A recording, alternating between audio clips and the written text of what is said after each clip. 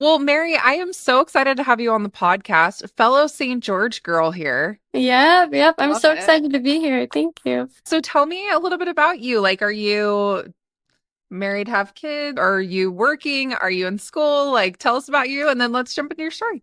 Yeah, so I'm 24. I am from Oregon. I currently live in Salem, and I love it here. I love the rain and the trees and being by my family. I am just going to college right now. I'm studying social work. So it's kind of what I'm up to. That's so cool. So you're going to Utah Tech. No, so I'm actually in Oregon now. I Oh, was in St. oh. George, moved back, but Okay, so you're in or I was like, yeah, there's not a ton of rain here, but I love it when it rains too. But oh no, I get yeah, it. yeah. Mhm. I get it. Okay. St. So George you're was a little too hot for me. yes. Well, I mean, it is hot here. I love it, but I moved to St. George. I was only there for like 3 years when I was during the time I was married, okay. and then ended up back in Oregon. So, like I said, I'm 24. I was raised in the church. I've always had a very active family. They took us to church every Sunday, and I think church and the gospel was just kind of this background in my life. It wasn't really a choice, it was just what we did. And I didn't think much about it. And I kind of continued with that, attitude as I went into high school. And I remember when I was 15, I think I got my patriarchal blessing. It said, "You will serve a mission in your life." And I remember thinking, like, oh, I never really wanted to go on a mission, but I guess I will, because I'm supposed to. So I did. And when I turned 19, I went to the Georgia Atlanta North mission. And I won't sugarcoat it. It was a really rough mission. It was really hard for me. I think I had a lot of ideas of what my mission would look like, and I thought I would have all these amazing experiences, and it just didn't go that way. I had some really hard relationships with companions, and I had some trials of my faith, and I also was going through a lot of health issues at the time. I had been diagnosed with celiac disease in high school, and so I was having a really hard time managing that. And it got to the point that I was, passing out when I was tracting, I was throwing up, it was really bad, and I was getting migraines all the time. And so eventually, after about 8 or 9 months of being out, I prayed a lot and I decided I needed to go home. And my mission president did not really agree with or support that decision. He felt like I was just kind of wanted to go home, and he said that he didn't trust my revelation and that, he thought I was making a huge mistake. And that really, it stuck with me and it was really hard for me because I felt like I'd really, prayed so much about it. I didn't want to go home, but I had to. And so that was hard for me and it kind of shook me a little bit. But I just pushed it all in the back of my mind. I was like, I'm not going to think about this right now, and I'm just going to go on doing my thing because I, at the time, had a boyfriend who was serving his mission in Brazil, and we had been dating since I was 16. And so we had plans to get married in the temple, and I just thought, I'm not going to think about, all of my doubts and all of that. I'm just going to push it away.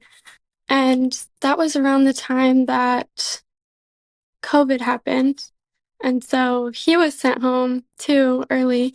And we were married within a couple months. And we had like a little backyard COVID wedding. And we immediately picked up and moved to St. George. And because it was COVID, people weren't really going to church, at least in person. And we didn't really know like what ward we were supposed to go to or like what we were supposed to do. And we didn't really make it a priority, which is kind of odd because we were both returned missionaries, but we were like, whatever, like and we were still living this, you know, semi-normal LDS life. Like we were praying together and we were reading our scriptures and, following the word of wisdom, but we were just like totally inactive. We continued being inactive, and those things slowly kind of went away, and we weren't doing those things as much. Within the first year of our marriage, his father passed away suddenly. And I think this is kind of where it all just fell apart for us because he was struggling with his testimony. He was feeling like he wasn't getting the answers he wanted from God and he wasn't feeling the Spirit. And I had not nearly a strong enough testimony to support him or to have him lean on me. So I didn't know what to tell him or what to do because I didn't know what I believed in. And I think it just all went downhill from there because we just neither of us had strong enough testimonies to handle that. And so I, not having any idea how it would feel to lose my father, I just let him grieve however he needed to grieve. And I was like, I'm just going to be here, and whatever he needs to do, I'm going to let him do that.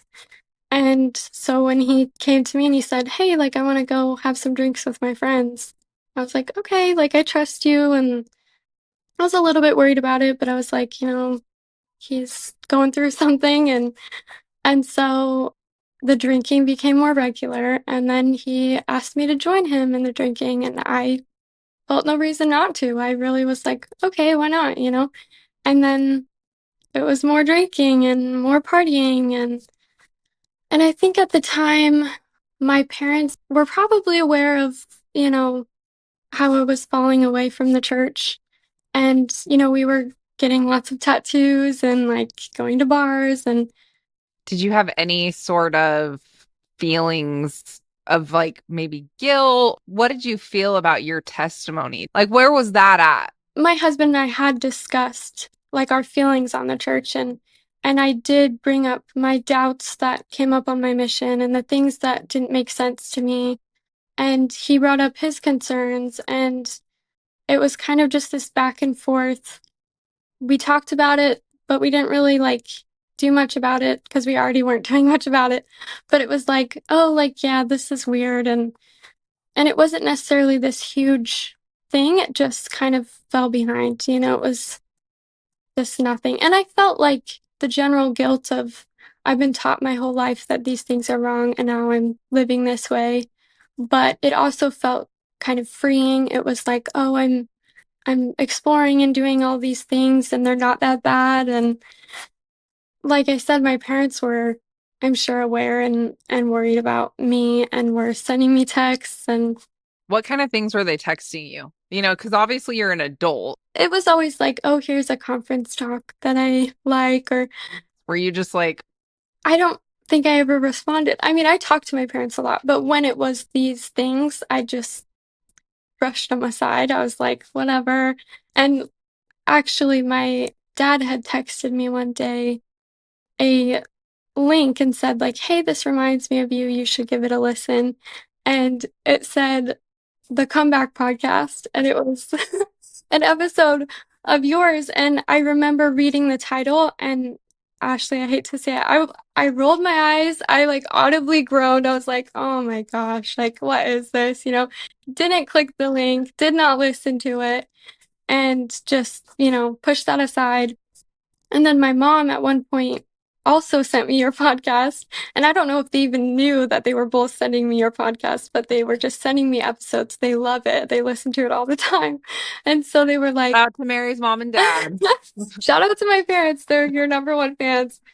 But yeah, they were sending me your episodes and sending me things like that. And I just always ignored them. And I was like, whatever.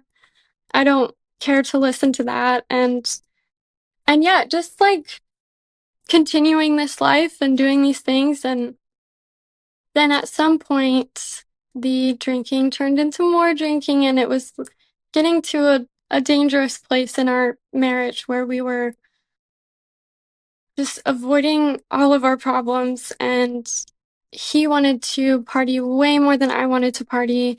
And he would go out and do things that he shouldn't do. And it turned into cheating on his part. And I remember just being kind of numb to all of it. I was like, okay, like I'm writing this out. When's it gonna be over? When is he gonna wake up and be the person that I married? And when is this gonna stop? Because I just assumed that this was gonna stop and it was gonna be this phase that we got over.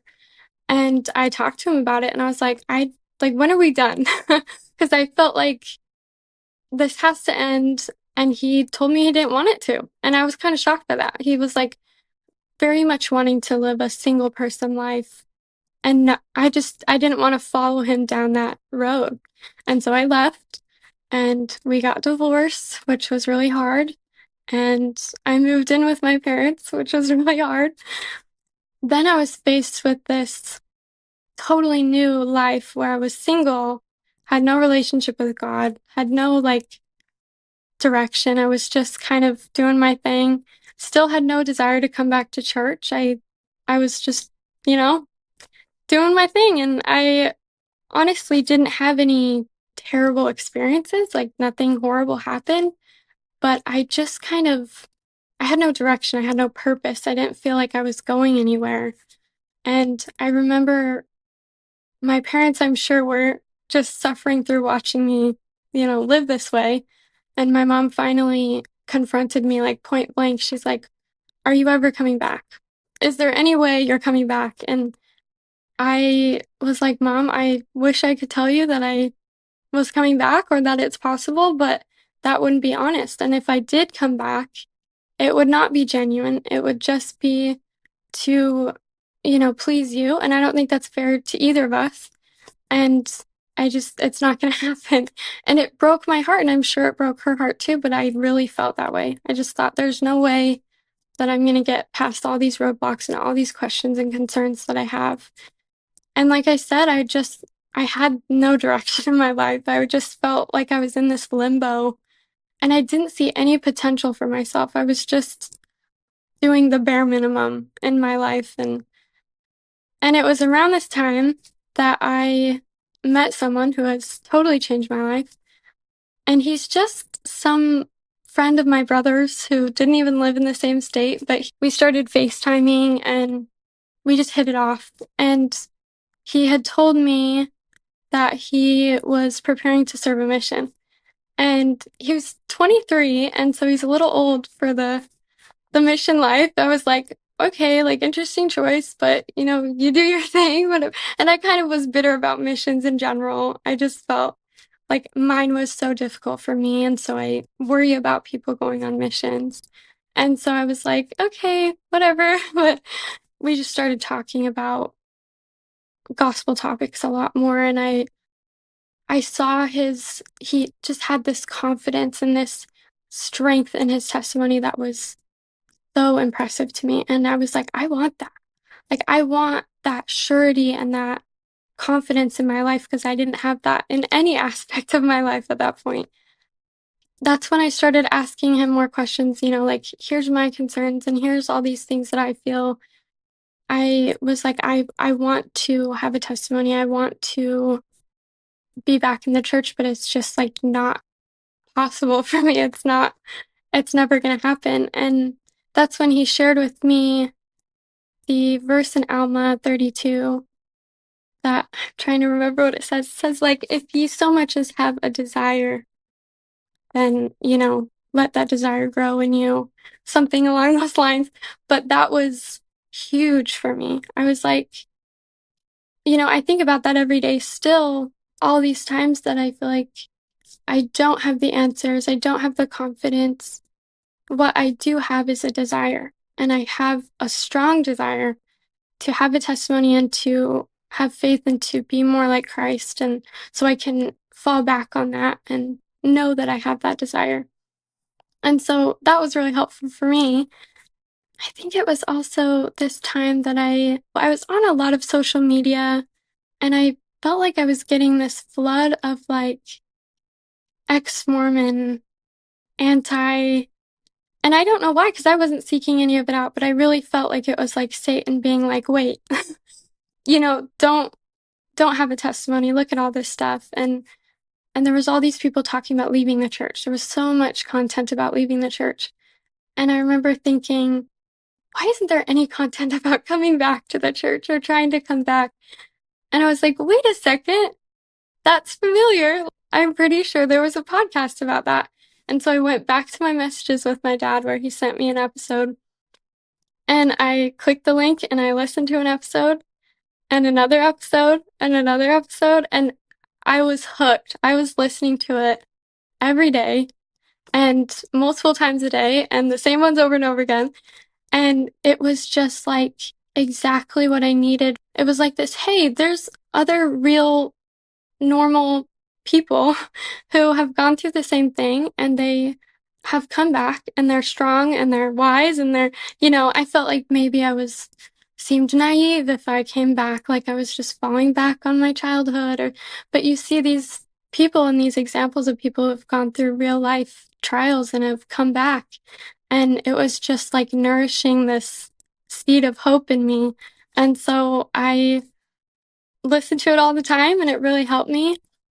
And then I still wasn't acting a lot and I wasn't making steps to come back to church. It was all this kind of internal thing for me. And around this time, my little brother called me. He's my best friend. He's my favorite person on the planet. Sorry to my other siblings, but he's just my favorite. And he called me and he was like, hey, I'm gonna propose to my girlfriend soon. And are you gonna be at the wedding? And I was like, of course I'm gonna be at the wedding. Like, duh, I'm gonna be at the wedding because I assumed he meant the reception. And he was like, well, no, it's in the temple. Like, are you gonna be there? And I was really taken off guard. I was like, I haven't been to church in years. Like, I don't know how I would get to your ceiling, but I told him I would think about it. And I did think about it a lot. And I had this image in my mind of my little brother being sealed in the temple with everyone else there and me waiting outside. And, some people may not think it's a huge deal. It's like, oh, it's like 20 minutes. You'll just wait and then go to the reception. But it just really got to me and it like lit this fire in me. And I was like, I need to be there and I'm going to be there. I'm going to figure it out because I can't let that happen because I know I'll regret it later. And when I say I'm going to make it happen, I did not mean, I'm going to go lie in a temple recommend meeting, but I meant like I'm going to do whatever it takes to be worthy to be there. And so the next Sunday, I went to my local YSA ward and I set up an appointment with the bishop and I got my records moved in and I talked to him and got that process started. And I think my parents were probably a little bit in shock. They were like, "You did what? You went to the bishop? Like, what are you doing?" But they didn't want to get their hopes up. They didn't mention it too much. They were just letting me, do my thing. But I originally went in with this idea that I was like, whatever it takes to get to my brother's wedding. And, if everything else bothers me, that's fine. I'm just gonna go and get it done. And it quickly turned into absolutely for me and for, I didn't mention before, but as I was going through these years of inactivity and just darkness, I was making this list in my phone and my notes app of all of the questions and concerns and doubts that I had. And it got longer and longer, and it was a long list of things that I was upset about. And the first day I went to church and went to a class, the first question on my list was about patriarchal blessings. I had just like this question. I, for hours, had thought about it and tried to come up with an answer, and it didn't make sense to me, and it was upsetting to me.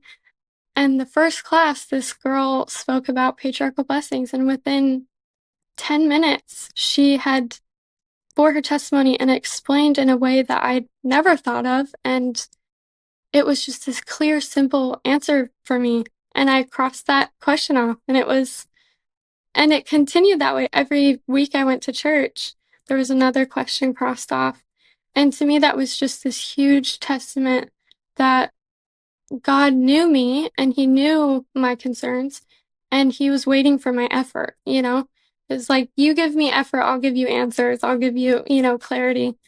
And it has continued that way, where I keep finding answers and continue to have questions.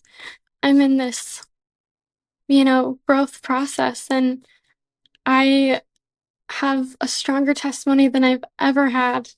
I remember as a kid, I used to think, oh, I wish I wasn't born into a family of members. I wish that I could find the church for myself and know and feel converted.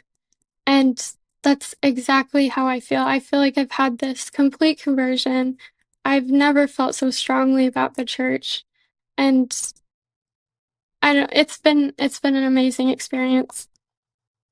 That is so cool. I've been thinking lately about, I actually got a DM on Instagram from somebody that said, I've gotten a couple messages like this over the last couple of years where people say like, "Oh, it seems like to have these really spiritual experiences, like you almost have to leave and come back." That's so not the case. But it's taken me a minute to formulate this in my brain, but you just illustrated what I've been thinking. We grow up in the church and it's just kind of what we do. It's like we're doing the thing, and yeah, like we can even be, having these experiences or whatever, like, but it's just part of who we are. It's what we do, our family, it's what we've always known. But then there comes a point where you are choosing to participate and like you are choosing to open your heart to this. And it's like you're making that choice to be this person. It's not just like you're going along with it because it's what you've always known, but you're choosing to actively be engaged in it. And I think that's such a pivotal moment. And I don't think it requires stepping away from the church to do so. Oh, yeah. It's choosing to engage. And when you said that about the first item on your list with the patriarchal blessing, I've seen that so many times in my own comeback story and in comeback stories of other people where they just take that step. They take a step and then Heavenly Father shows up for you and he's like, yes, let's Yeah, go. Let's do this. totally. I was flooded with just answers and love, and I remember thinking when I was preparing for my mission that like my testimony is really strong, and like it felt like it was the strongest it had ever been, and maybe at that point it was, but nowhere near where I am now, like not even close. And so I think we maybe don't realize how much potential we have to have more faith and have more desire and all of those things. And no, I don't think you have to go away from the church. I do feel like there are lots of things in my life that needed to happen to lead me to where I am today, but and you don't need to, step away to like really gain a stronger testimony, but you do have to choose. You have to consciously decide that you want to grow and make that your identity for sure. I think also when you started to come back and you were like, I'm going to go to church and you had that item on your list that got crossed off. I think that we have miracles like that are available to us. And if we pray and ask for answers and we pray and ask for miracles and we have the eyes to see those things in our life, you will see them. It's just we get so comfortable in our routine and what we're doing that it's like, sometimes we're not looking for those little miracles and those things that stick out, but they're there if you seek them and if you have the eyes to see them. And I mean, like just little things all the time, a question that you have that you pray about, and then you read the scriptures and try to find that answer, like that's available to you all the time. Uh, Yeah, when I was living in St. George and I was married and I was going through these things, I did try to go to church a couple of times, but every time I went in with this mindset of like anger. I thought I was being open-minded. I was like, I'm gonna like take this in, but I was looking for all the bad things. I was so ready every time someone said something that I didn't like or didn't agree with to just attack it and leave.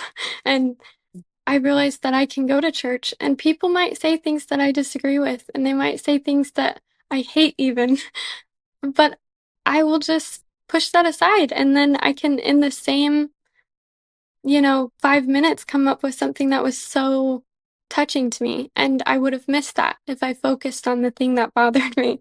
And I think you just have to focus on yourself and what you need and what you can take from it and not about everyone else and everyone else's opinions.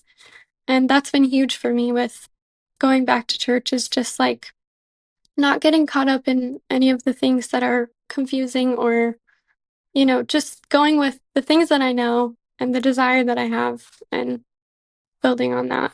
What advice would you have for parents that that have a child that is stepping away from the church, or maybe even like siblings? Like, what advice would you have? What worked for you, or what was like just a major, like, you know, It's so awesome that you asked that because for whatever reason, after I've been on the other side of this experience, the biggest deal to me is parents. And I have seen all of these, my parents and my parents' friends who have kids who are struggling. And I know people my age who are struggling and their parents are freaking out. And I've talked to a lot of parents who they talk about it in almost this like style of grieving. Like they're already like grieving their child or they're mourning their child, like, oh, this and, you know, like as if there's no hope left for them.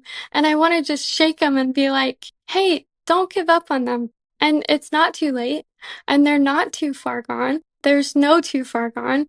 And I'm sure my parents at points thought there's no way she's coming back. And, we're already kind of grieving for me. But I think you need to have so much faith. It's hard. You have to put it entirely in God's hands because ultimately this is their journey and it's something that they need to figure out on their own. But I think one thing that's really important to me is that you don't get too caught up on the things they're doing wrong. For example, I have a lot of tattoos and I love them and I think they're awesome and I love getting them. But my parents, I think when I first started getting tattoos, they thought that might be like the final like big thing that's not gonna help me come back to church, or they thought that maybe if I get tattoos, it will be way harder for me to come back to church. And I understand that point of view. They thought maybe, people would be more judgmental of me, and maybe they are. But I think it's important that parents remember that, like, these actions your kid is taking is not making them less worthy or less able to come back. And that you just have to keep praying for them and keep loving them. I think it's important that you don't damage your relationship in the process. And my parents have done a great job of always being very accepting and loving and never letting our differences get in the middle of our relationship. But I've seen parents that I think, they're trying to do the hard love or whatever it be, and they, stop communicating with their kids but I think it's so critical that you keep loving and supporting them and so that they know when they do want to come back that they can and they're welcome. And it's a challenge. My dad talked to me after about how he would just have such a hard time not, interfering and being angry or trying to just like really, shake me around and get me back. But he knew that, it was in God's hands and God wants the best for me and is watching me and wants me to come back. And so it's definitely a trial of faith. I can't even tell you how I love that advice so much. So, my dad's a bishop and my sister's a tattoo artist. She's got all kinds of tattoos and she Mhm. does tattoos all day. She came home with a new tattoo, a like really big one. And my dad is just, and it is it's a contention point for Yeah, sure. Like, it's like the tattoo, my dad, he can't, like, yeah. that one hurts bad. Mhm. And, every time she gets a new one, it's like just a new sting for my dad. But what you just said was so profound. They can always come back. My sister, she says, like, well, once they say I can drink coffee, then maybe I'll think about it or something. Like she makes jokes like that sometimes. Hmm. And we love her and we just let her be who she is, but it's interesting because she was talking to me about how she had somebody come into her tattoo shop and they were like, "What's the lure of the Mormons?" The person was from somewhere else in the country. Hmm. And she's like, well, and then my sister starts telling my story to them. And she's like, maybe you think it's weird that they can't drink coffee, but like my sister, she does it because the church completely changed her life. So not drinking coffee is who cares? Like, of course I'll do that if my life has been changed. And here I am hearing my sister telling me this story of her telling her client this, and it just was so cool for me to see her like defending, Hmm. my experience of, what I've been through. And even though she is not in the church and she makes jokes and comments about like, well, maybe I'd come back if I could drink my coffee or whatever. It's like I hear her softening, and it's like when she gets her tattoos, I'm kind of like, oh, Taylor Swift tattoo. Like, love that for you, like just that advice that you just gave was, man, that hit home for me. I was just Yeah. talking to my dad about this at dinner last night. I remember when I had had some small tattoos, nowhere visible, and then I made an appointment to get a bigger tattoo, I think one of my arm ones or something, and I got an email from my dad. He likes to email, he's a lawyer. He sent me an email while I was in the waiting room to get my tattoo done, and it was like, this is a terrible mistake, and when you come back to church, this is going to make it really difficult for you. And at that time, I was like, come back to church. Like, Yeah. it's not happening. And he was right. Like, there's definitely times that I will go to church and I notice that certain people probably judge me before getting to know me because I have tattoos. And I would hope that as time goes on, that changes. But he was right. But I also appreciate that he didn't really say anything that was, ruining our relationship. You have to be Right. careful that you're not gonna tell your kid, like, this makes you worthless, or I'm not gonna talk to you if you do this, or I'm gonna shun you, or so you really have to balance like giving advice and loving advice, but not ruining that relationship, which Right. is difficult. Mm-hmm. But Mm-hmm. It's interesting because if what I did in my past was like visible on my body today, like, and I'm walking into church, people would be so giving me a side eye, like, I don't know, like I didn't get tattoos, which is shocking. Like, but I had all kinds of piercings all over the place. And it's like, if those were permanent and I was walking into church and people might be like looking at me, the thing is, it's like the gospel's for everybody. And mhm. no matter where you've been or what you've done or what your past looks like or how colorful it is, or the gospel's for everybody. And that doesn't change just because of things that we've done and choices we've made, like that are more visible than others. Yeah, and I've loved that fact for me because I like the idea that someone can look at me and they can see that I've made mistakes or I've done things out of the norm, and it makes me maybe more approachable to people who are Yeah. new or have, struggled with their own things. And obviously I could share those things, but seeing them immediately makes it easier for people to talk to me about it. And sometimes harder for members who have never made those mistakes to talk to me. So it's, Mhm. pros and cons, but I think it's been a blessing for me to be more approachable to all these people who have gone through things and know that I'm not perfect.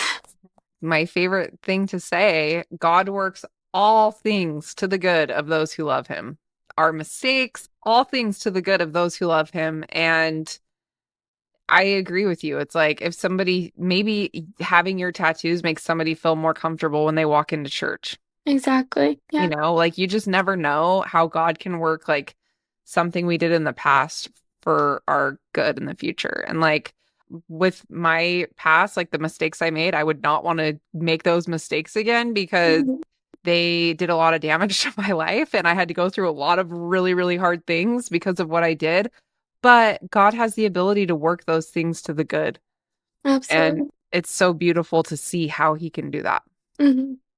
Yes, absolutely. Not an encouragement to go get Right. tattoos, but but Right. now that I have them, you Yeah, know. exactly. Your story is so amazing. And I think it's so applicable to what people are going through today. And like you're young, and a lot of people in your phase of life are struggling with their testimony. And like to see you choose to come back and to see you like have these experiences because you chose to come back, it's so beautiful. And I love that you have just opened your heart to what you're capable of doing and to take testimony to the next level. Another question I have for you, what advice would you have for somebody that has came home early from their mission and they're struggling? They don't feel like they are worthy or fit in. What advice would you have for them? Missions are such a crazy thing and they keep developing and changing. And I think it's more common for people to come home early or to serve less time or serve service missions. And for a long time, I really struggled. I wouldn't even tell people that I served a mission, or I would say, oh, but I came home early. Even though I'd served 9 months, it's a long time, but I had felt like I didn't qualify as being like a return missionary, you know? And I think a lot of people struggle with that. But as soon as I started just being like, what am I talking about? I served 9 months of my life. I worked, I like put everything aside to go focus on this thing, and I should be proud of that, whether or not it turned out the way I wanted it to. I think no matter how long you serve or where you serve or what your mission is, that you should be proud of it and know that God's proud of you and he's grateful for all the time you give.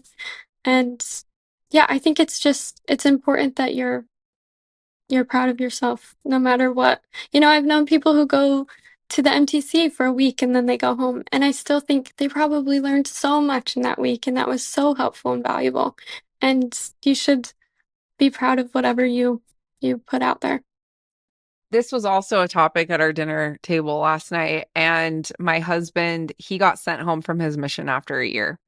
If anyone has listened to my husband's episode, you know the whole story, but he was talking about how he loved the people serving and the people there, and he carries still to this day like pain surrounding being sent home. And then my dad was sharing about, his mission and how they changed the mission timeline, and it was 18 months and they changed it to 2 years. And he was talking about how like he had the option to stay for 2 years or to finish at 18 months, and he chose to finish at 18 months. And he said, looking back now, it's like my life played out in this way. Like I wouldn't have married my wife. I wouldn't have had like everything works together for the good.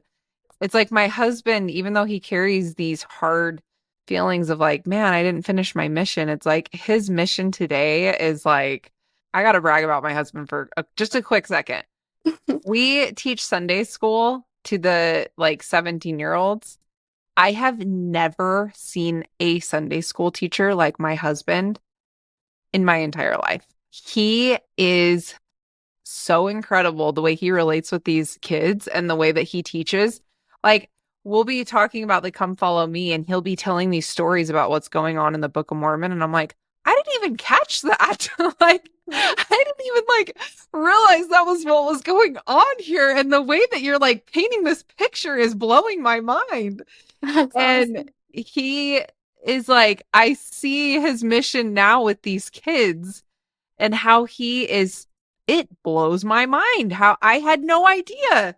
We've taught Sunday school to like the 6-year-olds for the last 4 years before this. And like, we're coloring pictures and all that kind of stuff. And then we come in to teach the 17-year-olds, and I'm like, this calling was like made for you. Like Mhm. and part of his coming home early from his mission and having this pain, now he's like working with these kids that are about to go on missions. And I'm thinking, this piece of your life mission is just as valuable as like have these different missions in our life that are Totally. Yeah. so valuable. And there's so many times, like in my life, that I've been so disappointed with the outcome of something. I remember after I got divorced and moved home, I would just be so bitter about like I did everything I was supposed to do, and I went on a mission, and that didn't go how I wanted it to, and I got married in the temple, and that didn't go how I wanted it to, and I would be so upset, like, and it almost felt like if I came back to church, I would be setting myself up for disappointment. Like, this is gonna end badly again. But really, I can see now that I still have so much potential, and my patriarchal blessing when it said I would serve a mission. I served a mission, but maybe I'll serve a senior mission. And, I will continue to be a missionary in my daily life. And there's all of these opportunities that will continue to be opened up for us. And it doesn't mean that you failed or that things won't ever go right. And I can see now like all this potential that I have, and I can get married again and it can go well. And, so I think there's plenty of times that we get to live out those same, missions in different ways in our lives. Isn't it so freeing when you get to a point where you maybe like on paper, your life doesn't look like it might be like kind of embarrassing of whatever, like, oh, I was a heroin addict. That's kind of embarrassing, you know? But isn't it so freeing when you go to church and you just like own who you are and you're like, oh my gosh, applying the gospel into my life in these different scenarios? It's just so freeing when you're just like, I don't care what anybody thinks about me. Like, I'm here for my relationship with God and with Jesus Christ. And I'm here to meet God here. And that is why I'm here. I don't care what anybody thinks. Yeah. And I think a lot of that comes from being proud of like what you're doing.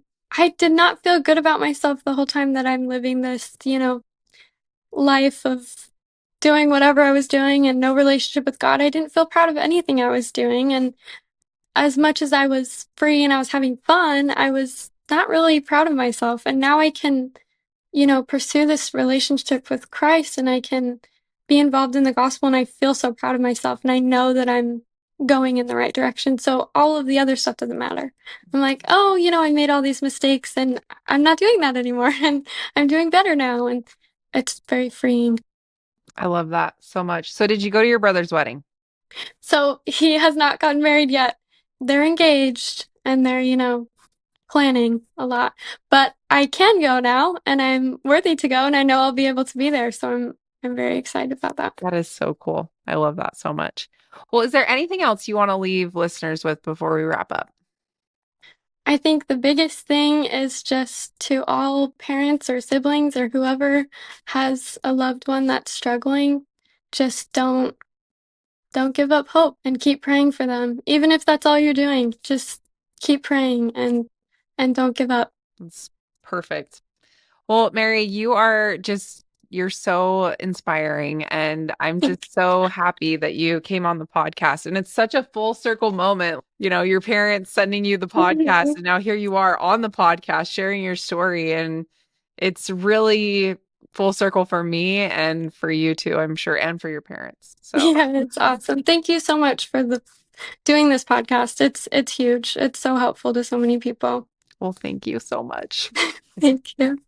A lot of people have asked us how they can support the podcast, and we have created a Comeback Podcast merch line on our website, www.comebackpodcast.org. All of the money made from the merch goes right back into the podcast. So if you are interested in supporting the podcast and you want to purchase some merch, we would love it. Check it out. Thank you so much for being a supporter of the Comeback Podcast and listening to our episodes. It would mean so much to us if you would like and subscribe to our YouTube channel. It helps other people be able to find us, and we want to share this message to everyone.